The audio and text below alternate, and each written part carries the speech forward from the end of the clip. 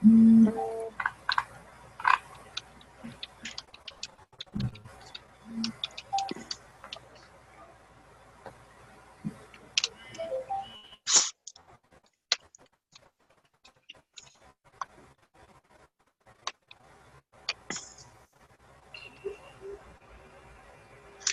I just posted a link to a opto-isolator board from SParkfun, and thinking that might, for Matt's application, that might be good to put something like that between your microcontroller and your big servo, since that servo is going to generate a lot of noise. And unfortunately, they don't show a schematic for this. I don't know, SParkfun seems to be slipping, but they say it's got, since the opto-isolator inverts the signal, they put 2 extra transistors to re-invert it, so what you put in is what you get out. And I was looking, and lots of people are selling these all over the internet. So it's only $5. So even though it's dual channel, you probably just want the one channel if you're hooking it up to your servo, and just ignore the other channel. But I think it'd be good to put that in between. And then I would wire your power for the servo directly back to your battery, so it doesn't interfere with the rest of your electronics.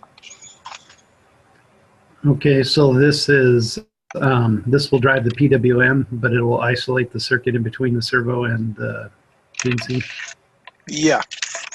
So that way you don't have the ground of your servo tied to the ground of your electronics. Just the signal line, right? Well, on one side you have a signal and ground, and the other side you have signal and ground, but they're totally isolated from each other. So those 2 grounds are not tied together. So you don't end up with ground loops, and you don't have noise on your ground line and so forth. So the filter is on the ground line, then, not necessarily the signal line? But it's not a filter. It just simply isolates the 2. It's got an optical connection between the 2. So, and I see your L298's tied in fairly tightly. That as long as that's not giving you problems, maybe don't worry about that one. But thanks. That looks good. I don't know what's causing the noise. When I do power up the system, the wheel encoder sends out about 5 ticks, so I'm still getting some noise on that signal as I power up. Sohin, welcome. Hi, thank you. Hi, guys. Colin, are you there? I'm sorry? I was asking Colin. I thought I heard Colin's voice as well. Oh. Yeah, I said hi. Hi, guys. Hey, I said hi. Did you hear me? I Yes. did, Colin. Thanks. Sorry. Okay.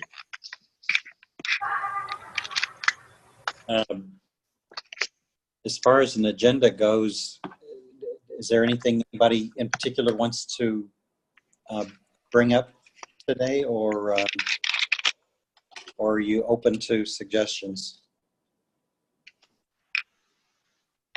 I don't have anything in particular, so I'm open. Cool. Matt, anything? I'm open. Well, first, For me, go ahead, Colin. yeah. Going through the material that I was going through myself, I don't know whether it is not helpful for people who are starting out, first to get themselves acquainted with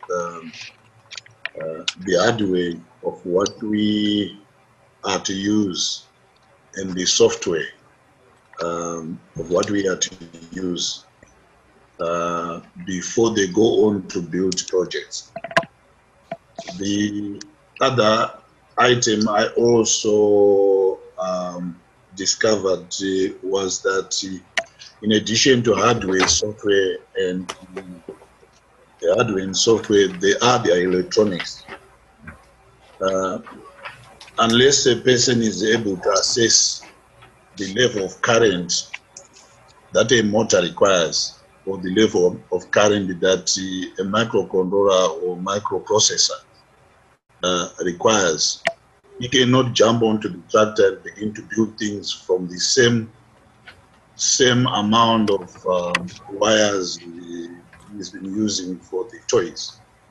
So I think it's very, very critical that for the newcomers, you may know how to code, but the hardware that we are recommending for your project, you may end up burning some motors because they've got a thinner wire that you are using than is supposed to be used. So ability to know your electronic items may be very important to a new person, particularly if you are crossing over from non-technical side of things. And their websites, some of them are actually for free, where they can take you through the electronic side without even talking about the Arduinos. How to, for example, the breadboard, you are not going to carry the breadboard to the tractor. When you throw away the breadboard for the tractor, what are you going to use? So you need to know how to solve that, some stuff. You need to know how to do a number of those things. So I think I'm not saying that the group needs to be doing that.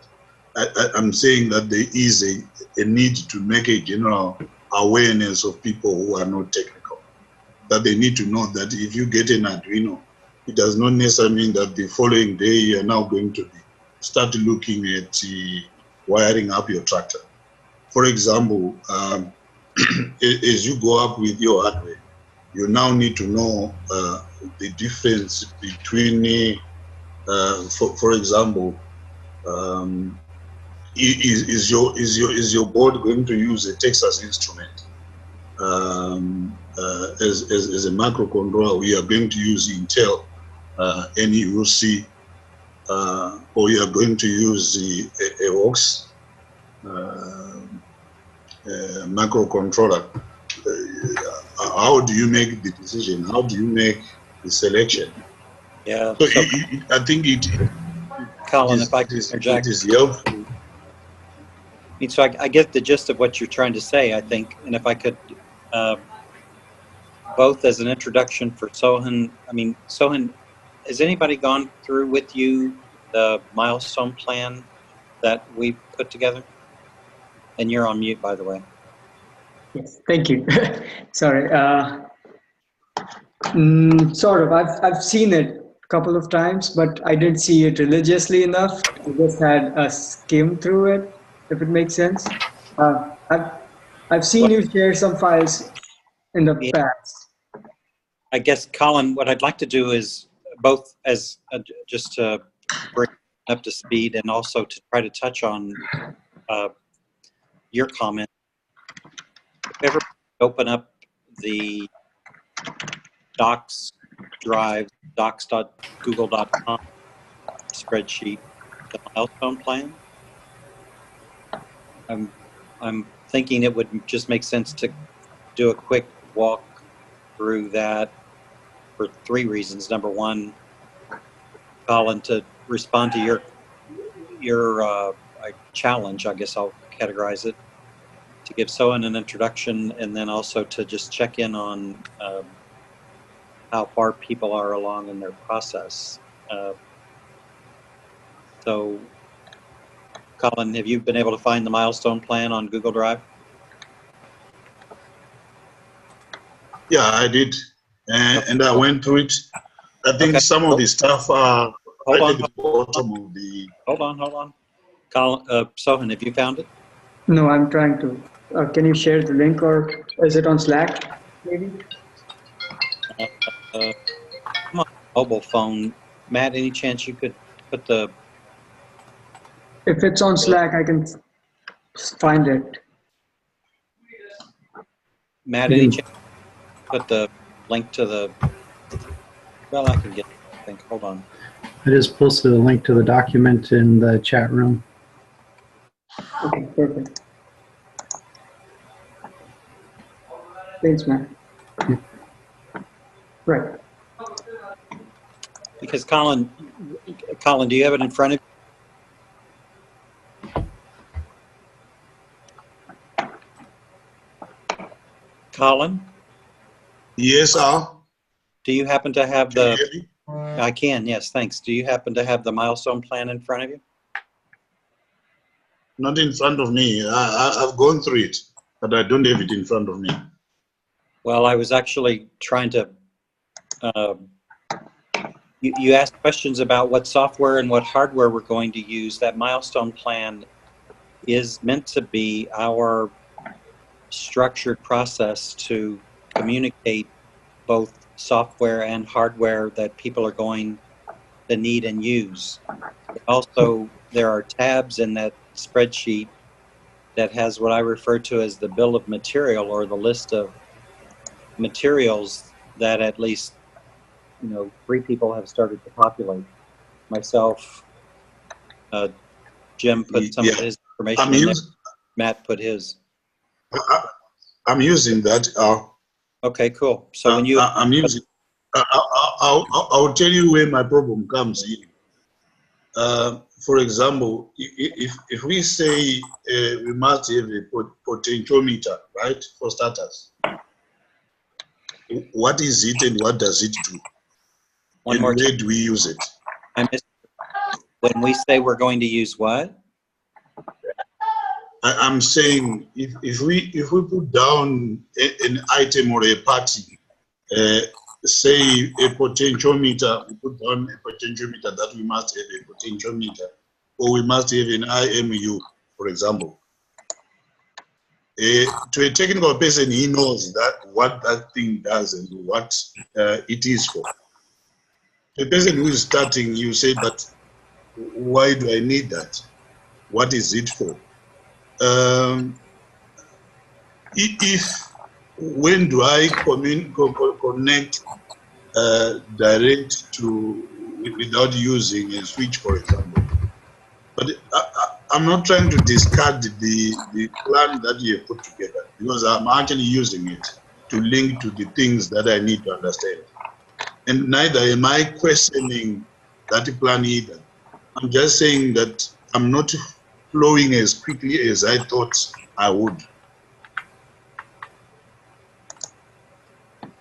I certainly understand the challenge of not flowing as quickly as you would like. I mean, there's a lot to learn. We're trying to simplify that and make it more, to lower the barriers of entry is a phrase that's often used to people being able to engage in this. All right. Let me take you through. Let me take you through my impression of what I want to do. I'm taking a vehicle, right? In that vehicle, I've got to change the front section of the vehicle. To change the front section of the vehicle, for example, if it is a toy, I'm looking at having a bracket on the front wheels. Below each bracket, I've got a bearing. And on top of that bracket, I've got another bearing. Then I've got my wheels that actually come in, and a bolt that comes through to hold the bracket, the bearing, and the bearing. But to turn the vehicle, I now need to put together a steering wheel, just a steering wheel, which moves from those. Of course, I've omitted a motor. There is a motor that I've got to put onto that. But I must put a steering wheel that comes to the servo, which then controls the wheels, which then in turn must then go to the, must I continue? Yeah, Colin, can I summarize a little bit? You talked about 3 really good points, at least what I heard. You mentioned the power requirements, how important it is to know that if you put, for example, a 10 amp steering motor and you use the wiring that's already on your tractor, there's a good chance that that wiring is not rated to handle 10, 20 more amps. So that's right. What you're talking about is absolutely true. So we have to take into, so robots are complex because there are many pieces. There's not only hardware that we have to figure out how to make, but there are electrical issues So we need to have people that understand electronics and amperage and do that. But yes, we do take our own power and our own ground off of the battery or power system, and we have to rate that to whatever motors and system we're using. But I don't think anybody's ever mentioned that. So that's a good point you brought up. The other thing you brought up is we use a lot of toy components, you know, but are you really going to use a toy component and put that onto a tractor? And everything is relative. Yes, for a toy, you can use anything, a $10 little SParkfun electronic thing that you just wire up and super glue onto your device. But as you move up and the safety requirements, functional safety requirements go up, as the bigger machines, the faster, the more weight, then you need to start taking a look at automotive components or hardened components. And that's a real issue. It's hard to get environmentally, whatever you want to call it, rated equipment to go on to tractors. And in the farm equipment, it's dusty, you got water, you have heat issues. There's a lot of, it's a hard environment for electronics. So that's a really good point that you brought up. And then what are the components for? That does take some time because there's a lot of components. Like Jeff just introduced a new component today in the chat room. He talked about an opto-isolator board.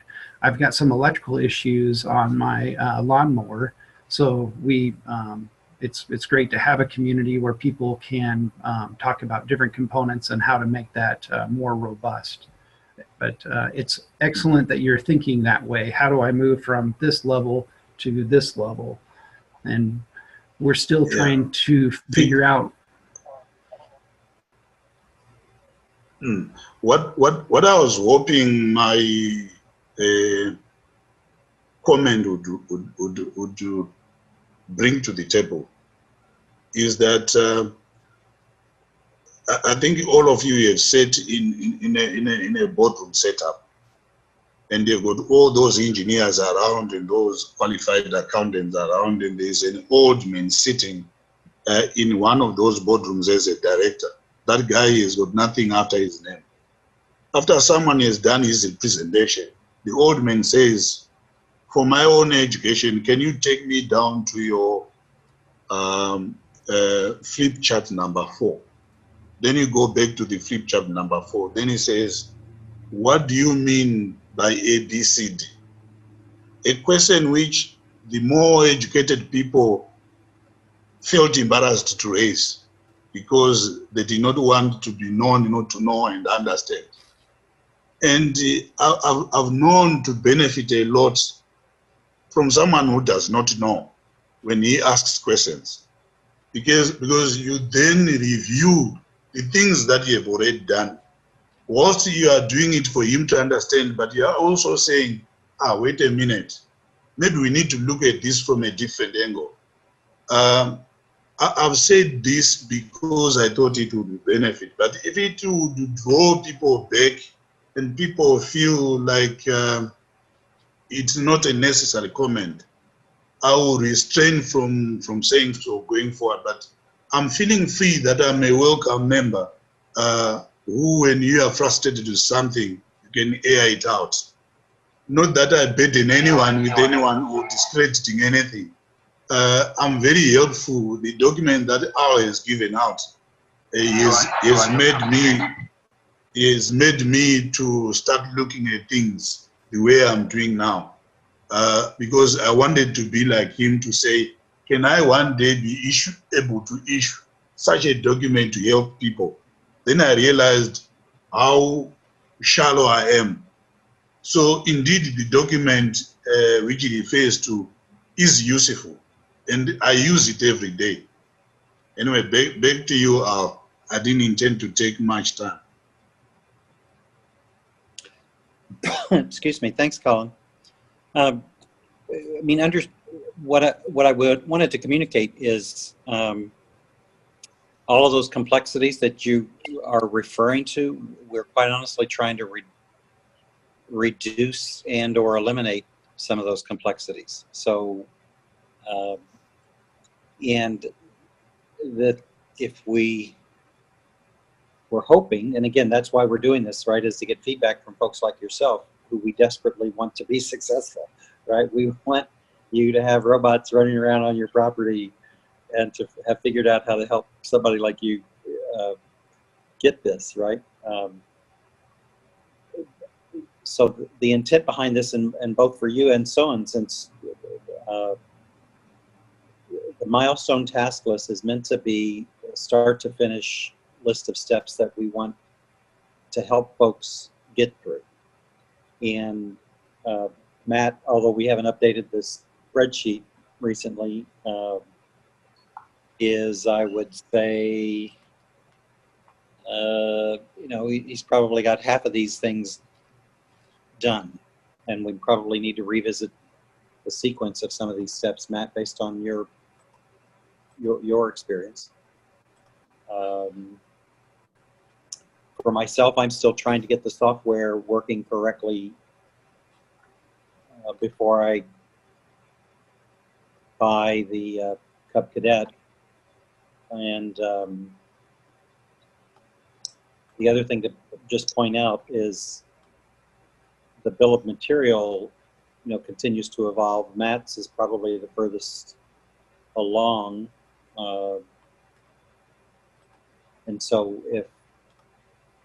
and if you get to a point where you want to actually embark on this, you know, we could have a separate conversation or a detailed conversation to go through the steps and what each of them are, and we're trying to share, you know, what the bill of material is that everybody is working on. So I just wanted to take a step back and you know, remind folks that this thing is there. We're trying to figure out what are the right steps to get from A to Z, so to speak, and that's where we're at. If I just look at this for a second, I mean, Matt, I'm going to start marking a couple of these complete for you, if you don't mind.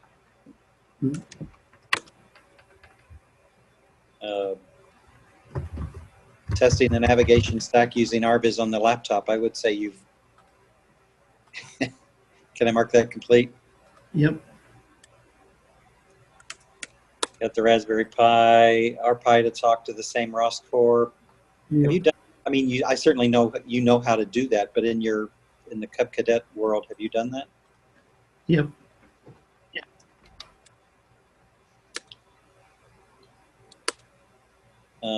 Use Stage to move with the gamepad. Have you done?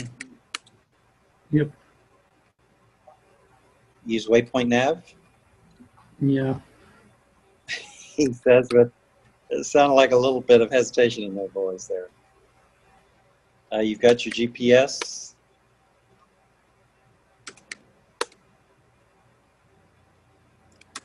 So on 11, I still have an offset that's not currently working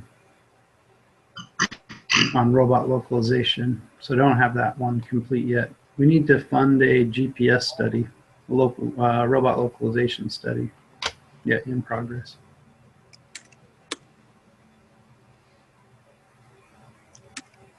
You've got a draft steering motor. You've installed the steering motor. Have you done your transforms adjustment? No. You do have odometry. I don't have visual odometry working yet.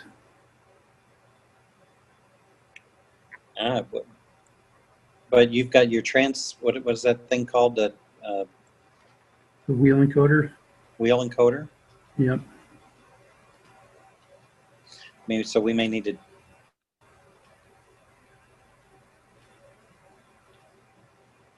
We had originally said with a non-drive wheel.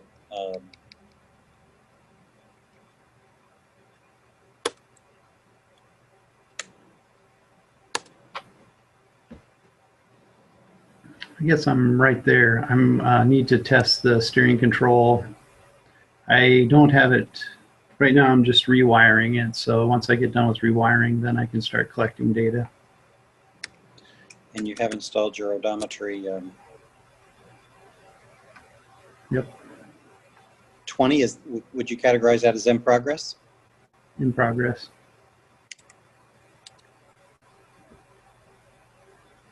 That's a Haven't note. started. Yeah. Yeah.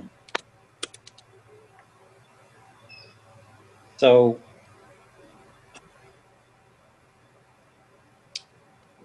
I mean, I'm still back up here.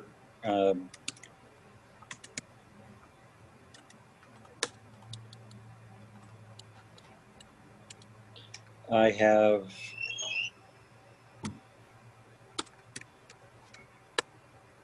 GPS and IMU.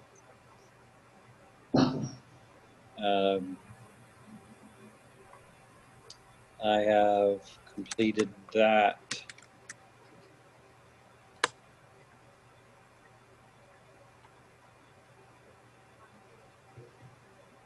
So that's my progress. Colin, any other progress you want to represent here?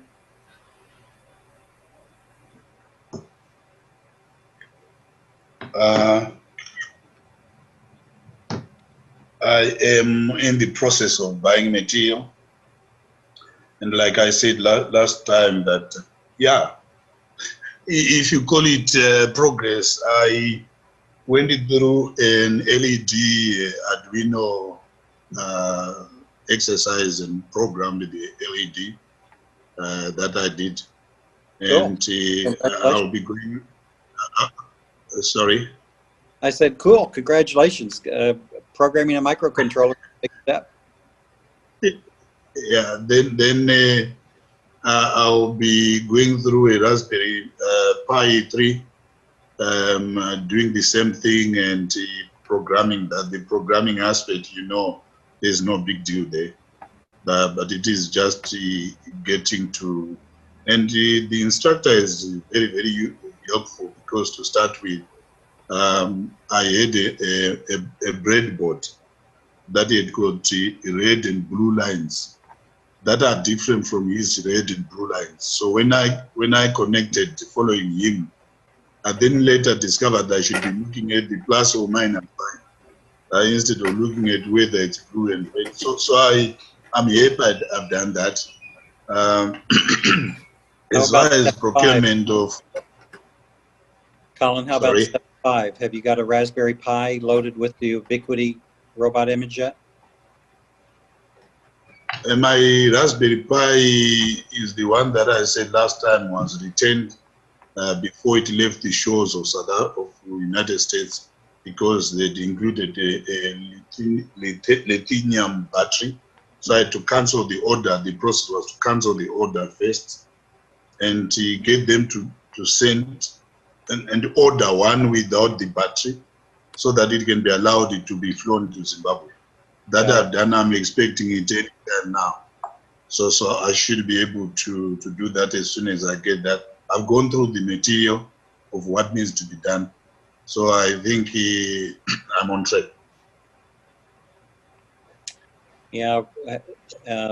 Did you tick that I've got the lawnmower already? It looks like I've got somebody previous. I've got the lawnmower. Yeah, step 13 appears to be complete.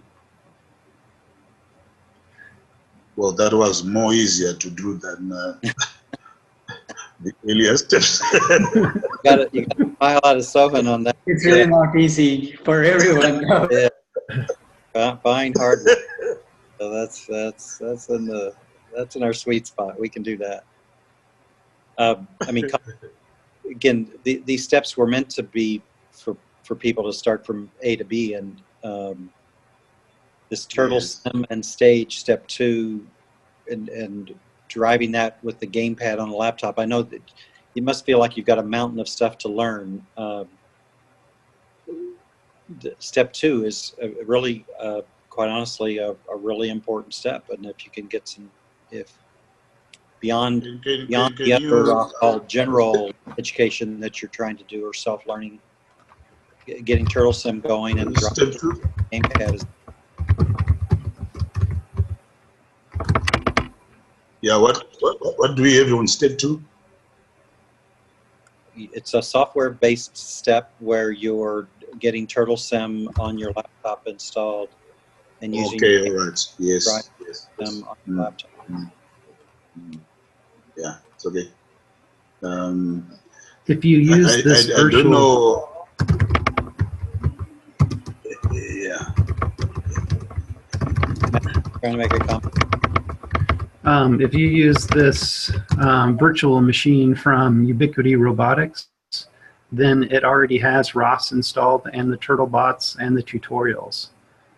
So that may make the installation of ROS and getting everything going a little bit easier. All you have to do is figure out how to get this virtual machine working. And Jeff did a good walkthrough a couple meetings ago about setting up the virtual machine. Yeah, I've set up the virtual environment on my on my laptop, but I haven't gotten around to playing around with that, and my plate has been quite full. I'm sure you're aware of this guy called who works with RoboCop, RoboCamp. He is circulated some material that he has circulated, including videos on ROS. He has written a number of ROS books that he has written. The moment you want to read anything on ROS, you then discover it's like an octopus. Everyone has written something on ROS. And I was going to come back to this meeting to say, guys, you need to help me limit my eyes to see only those things that I need to see and read on ROS, because everybody seems to have done something on ROS, and you say at the end of the day, what the heck, where do I start? So from what you are saying, I realize that I need to go back to the virtual machine. So probably next week I'll get done something on that. Okay, thanks for that. Jeff, anything? I can't see on my mobile version of Zoom whether Jeff is still with us or not. I'm still here. Okay. Do you want to report any progress, or you? Basically, I've been working on my mini tractor project here. That's kind of like a lawnmower, but it's not my actual lawnmower. So I haven't really done anything with the lawnmower other than watching Matt work on his. That's about all I've been doing too. We're all in this together. Yeah, we're all 100% behind you, Matt. Way behind you. Go, Matt. Yeah. As far as the virtual machine, I have been writing up some instructions because we need it for here at work. So it's kind of a I can share pieces back and forth. So I'll just have to strip out all the stuff that was specific. So basically, there'll be a section that says, to load this on Windows, download this, and here's the steps to go through. And then I can, for this particular thing, then I can say, now go out to Ubiquity Robotics and download this file and install it and click on it, and you're up and running. So I'll see if I can get that done in the next few days. Okay, I can cool. post that somewhere. And that's the other thing. That's the, we were talking before about Colin has loaded VMware and he got a 30-day free trial on that. And when that's up, it's going to quit working. And this other one, you have to load the VirtualBox, and that's a free license. So once you load that, you don't have to, it's on there permanently and you don't have to pay for it. So that'll be another, because the image from Ubiquity Robotics wants to run under VirtualBox, which is the free one. I don't think you could load that under VMware and make that work. So I'll try to get those instructions written up so you can go through that. And Colin, did you say you're running Windows 10 on your laptop? Yeah, I've got Windows 10 on my laptop.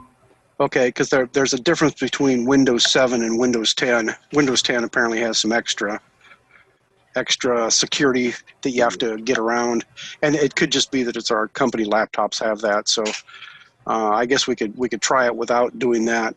Somebody could experiment. I don't have a Windows 10 laptop in front of me, so I can't really try it. But even on Windows 7, you have to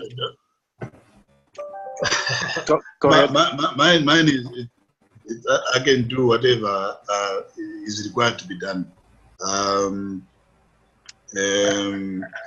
remember, to be on Windows 10, you would have gone through Windows 7. So, but Jeff, I'm looking forward to that write-up. If you can throw, even if it is half cooked, it gives me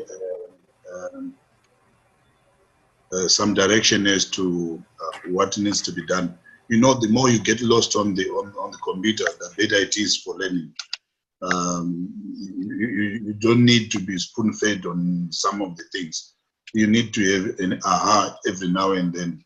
So whatever you have, I heard what you said the other day, to change from this. I don't want to pay a penny for this particular one that I've got.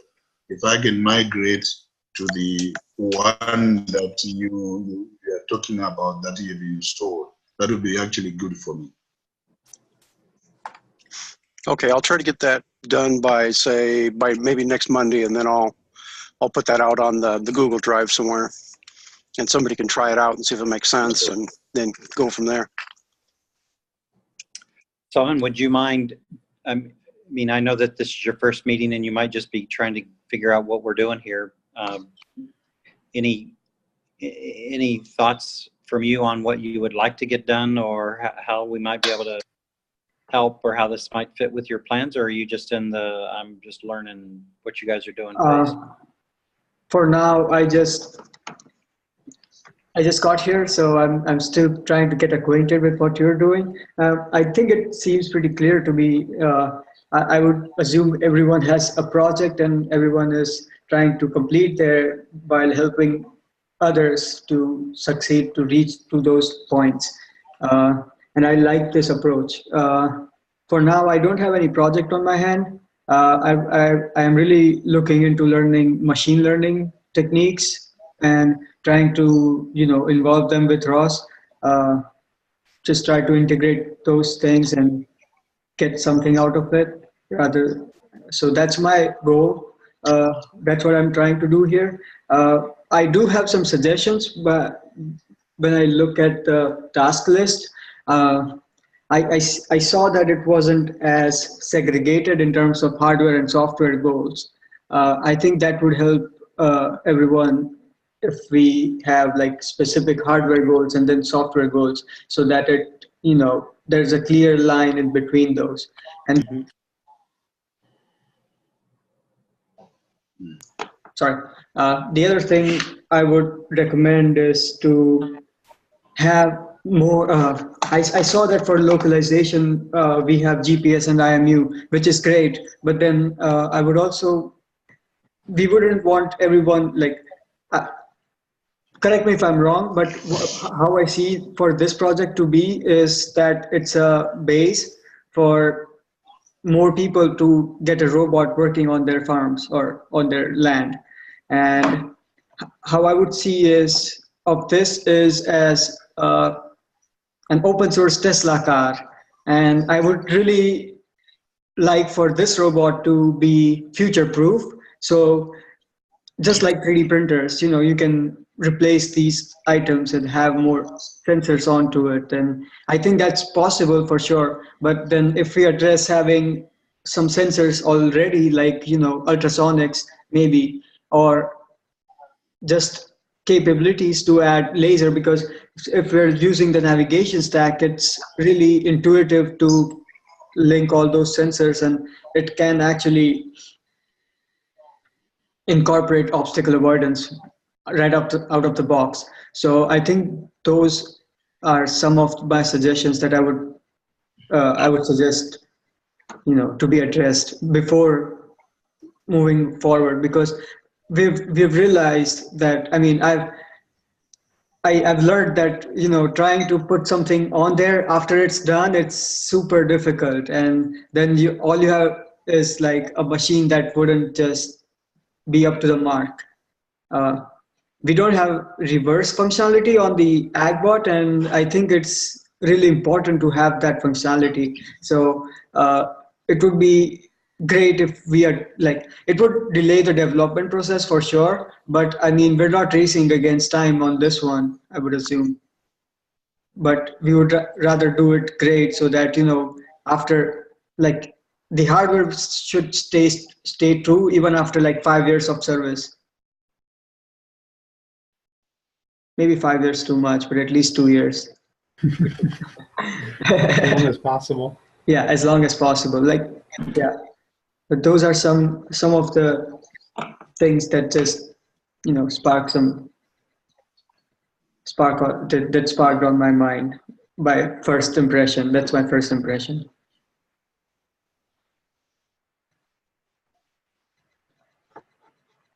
Can I ask a dumb question? Yeah. When we are working with on a small project, we have to put motors on each wheel, and we measure the velocity of each wheel. When we upgrade to a bigger tractor, are we going to have motors on each wheel as well? Oh, well, I think the goal here is to know the velocity of the wheels itself. Now, if you have a bigger tractor, you may see if they have a CAN bus on board, and then you can get the wheel odometry directly from the CAN bus, from the computer, like onboard computer of the tractor. Let's say if you have a rather old tractor, then you might try to see if you can put an encoder. I think someone was working with a Hall effect sensor the other week, and I think there are different ways to approach it, but I think the goals over here are the same.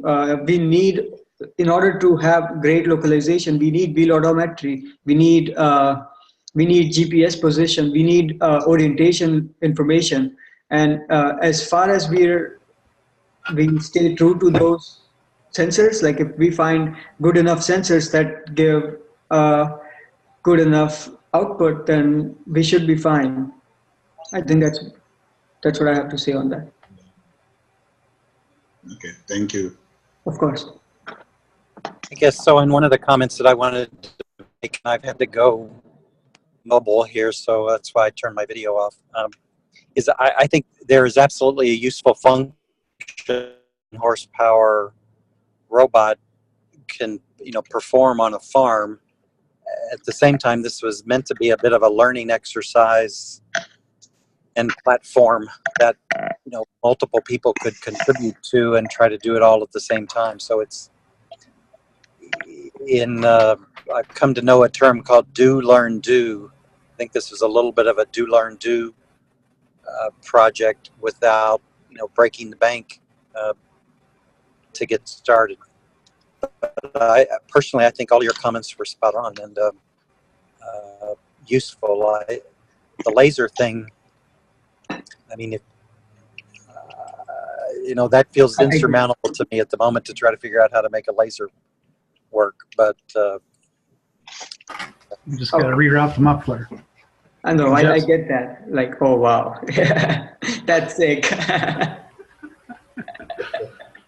But I agree with you, Al. I don't think, I mean, lasers are too far out in the future. But if someone has the money to spend on it, and if they're willing to do it, I think the system, since it's an open for all system, I think there should be just an ability to do that. And I think in terms of software, we're doing great with using ROS, because that's what the goal of ROS is. So that solves this problem. But that was just a comment that we did. That was something that I learned out of experience, and I just wanted to share that. I didn't mean to imply for it onto this project itself, but it was just something that we've learned that, and then I wanted to share that. I like how you kind of described it as modular. In ROS, it's kind of neat in the sense that you need position, but there's multiple ways to get position. So if we kind of leave that framework open, then people can use whatever sensors that they want. But if we use the ROS framework, then you have all of the add-on packages that you can just use. Right. I mean, if we look at some other projects on some other ROS projects, let's say the navigation stack itself, all they have mentioned is you need a lidar, you need wheel encoders and other things, and then you should be able to you should be good to go. If you see the MIT race car, they say you need an NVIDIA, and then because they're using neural nets to process those process paths and obstacles. But there, each of these devices or each of these robots have a certain specifications that need to be met. And in this case, I think, let's say if we're talking about steering, I heard Colin mention it earlier, that what kind of motor I should use or what kind of hardware I should use. I don't think that matters as long as it's if as long as we specify what kind of hardware it is and what kind of minimum requirements that should have. Uh, let's say it should be a DC motor. It should be rated this many volts. Now it doesn't matter who manufactures it. It can be coming in from China, or it can be coming in from I don't know, wherever.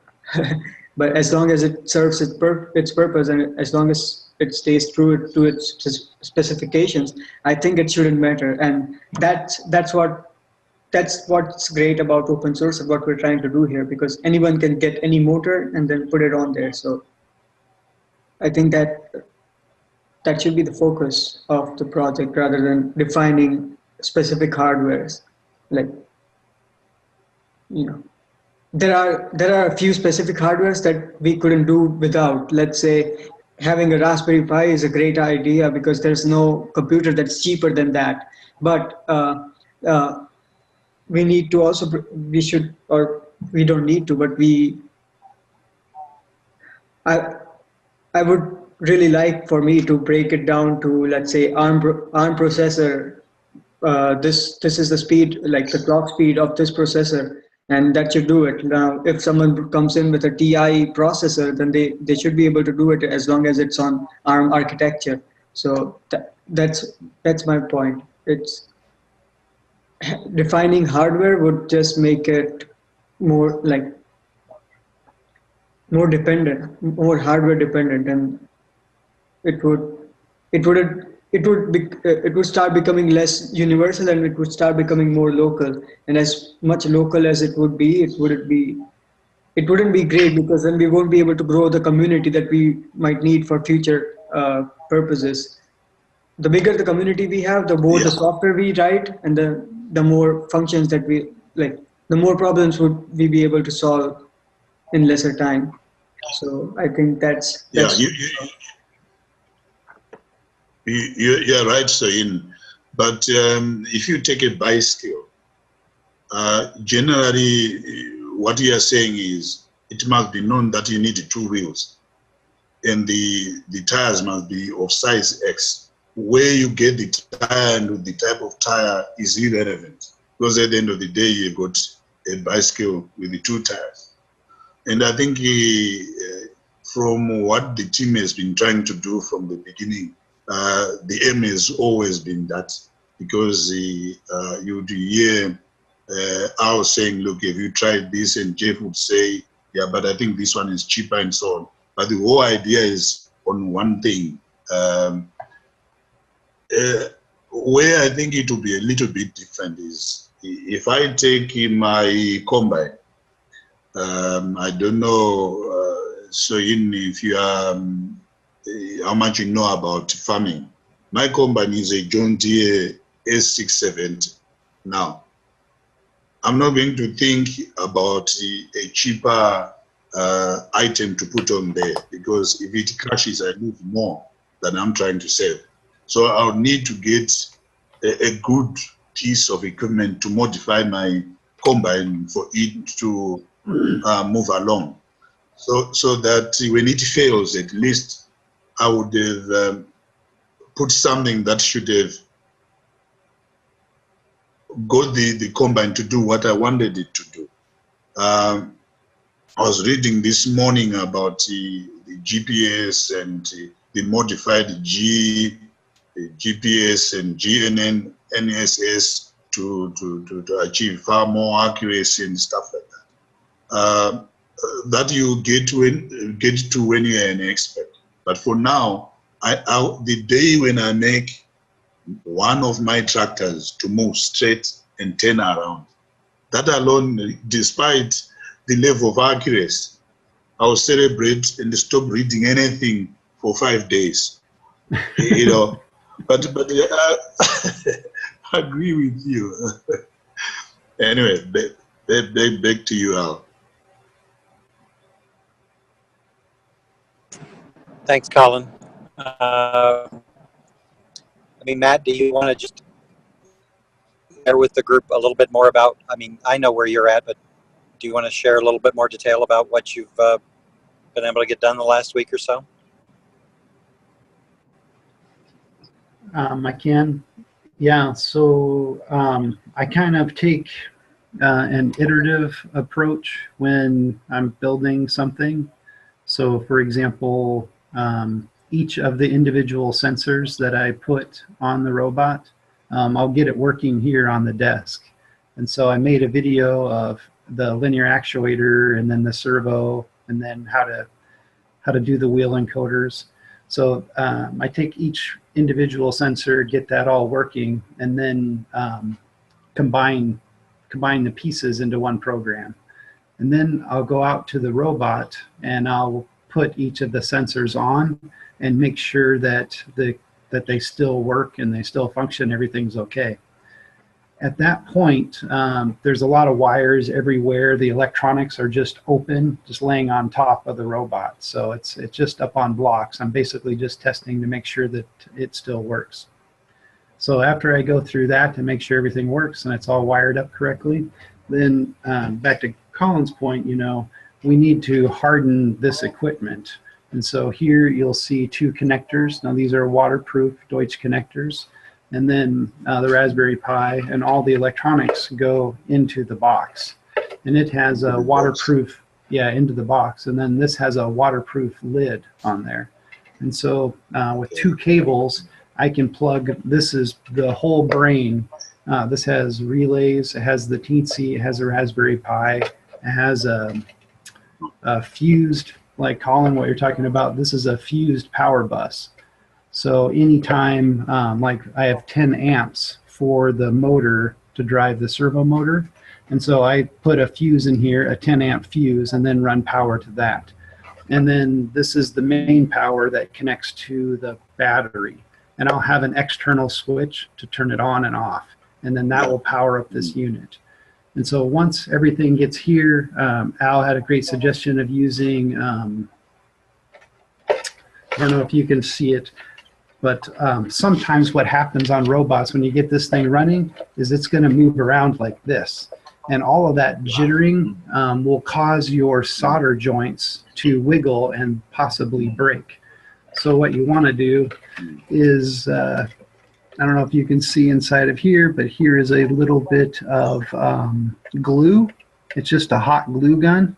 And so I put that over the solder joint, and then I attach it to the wall. So what that does, this is called strain relief. So now these cables won't wiggle and break free. So this is part of the making your system more robust and making it harder. Once more robust is what we want with robots. So putting it all into a box, making it waterproof, and then putting connectors onto your system. Now what those connectors allow me to do is easily plug into the lawnmower and drive it around. But if I have a problem or want to test something, then I can just unplug it. I can bring it here on the desk and plug in 2 connectors. Oh, that's a good idea. And then I can run the whole thing on my desk. I've got like a little servo motor. This servo motor is not the same size as the one that's on the vehicle, but the control is exactly the same. So whether I'm driving this servo motor or driving the big servo motor that's on my vehicle, this system doesn't care. It's just controlling a servo motor. So basically, it's called a hardware in the loop. but I can do all the simulation and testing right here from my desk. Really easy. So if I run into a problem, just 2 plugs, I'm out, 2 plugs back in. So that's what I'm working on now, is testing all of these things. I was going to not use this USB cable. Sometimes USB cables can wiggle and come loose. You know, they're not a solid screw-in connector, or not waterproof or anything like that. But right now, I am running the Raspberry Pi through a soldered power. And so if you use a soldered power on the back there, that's more robust. And so, but from the Raspberry Pi to the Teensy, I'm just testing right now with a USB cable, a short USB cable. So far you have not had any need to solder anything so far? Lots of soldering. Yeah. Lots Did you of have to do any soldering? Yes, lots. Many. Yeah, like all. So these connectors come out to this bus bar here, and so I have to solder each one of those leads on. So you see all these collections Yes. are waiting for that. I've got my thing here for measuring the power. Yeah. And I'll be taking my first lessons on soldering very soon. But that's very encouraging. It's very clear. So Jeff, as he said, I think the plan is relevant and it's very helpful. But moving from the plan to the physical things. For some of us, we had to be acquainted, and what you've just done, you've just increased my confidence. Thank you very much, Matt. So this isn't done. Like, once I finish wiring this up and I put it back on the vehicle, I'll drive it around for a while, but I still need to go back through here and do another iteration to tighten things up and make it simpler. So it's just it's a process. You'll find something that breaks or doesn't work, or you don't like it, and you just keep going back and refining it.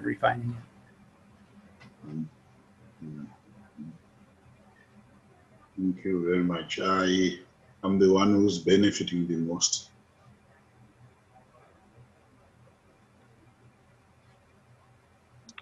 I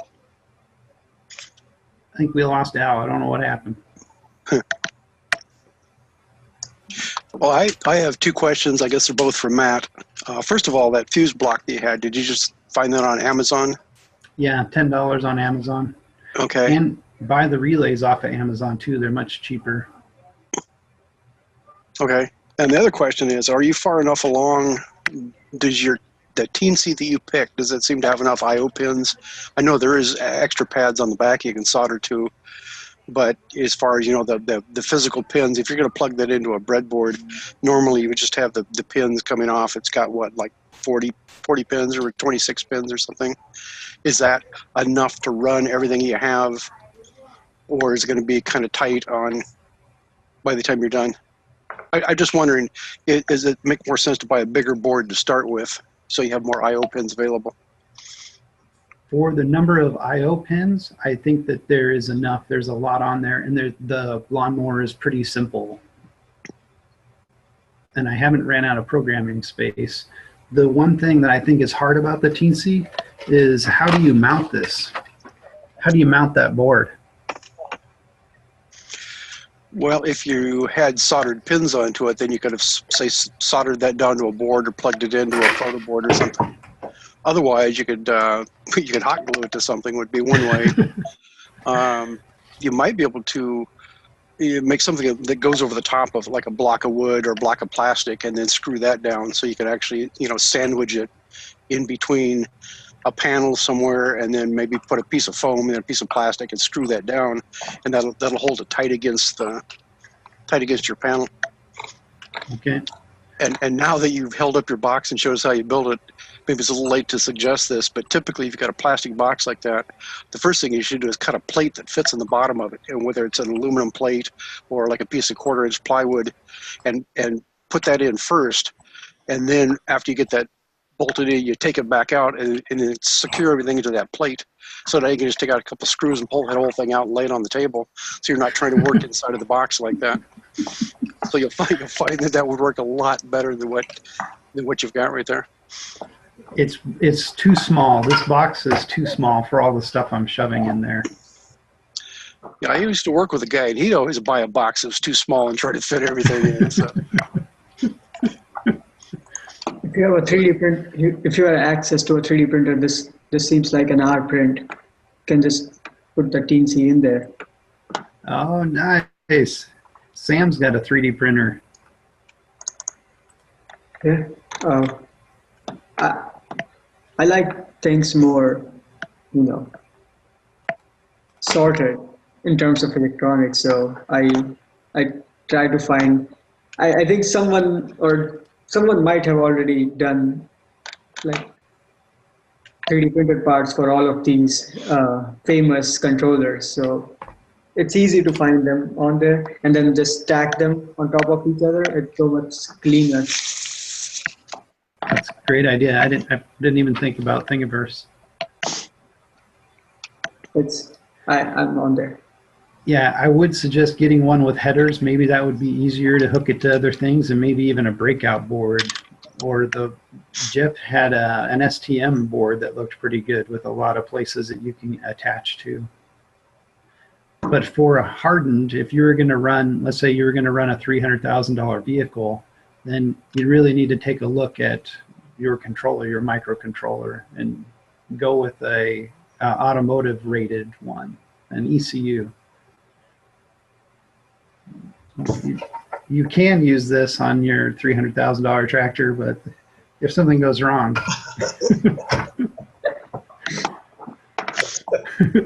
Can't blame someone. So. It's got to be proportional there. Yeah, I asked the insurance people whether they insure stuff like that. Then they said, "What are you up to?" They've never asked us for insurance.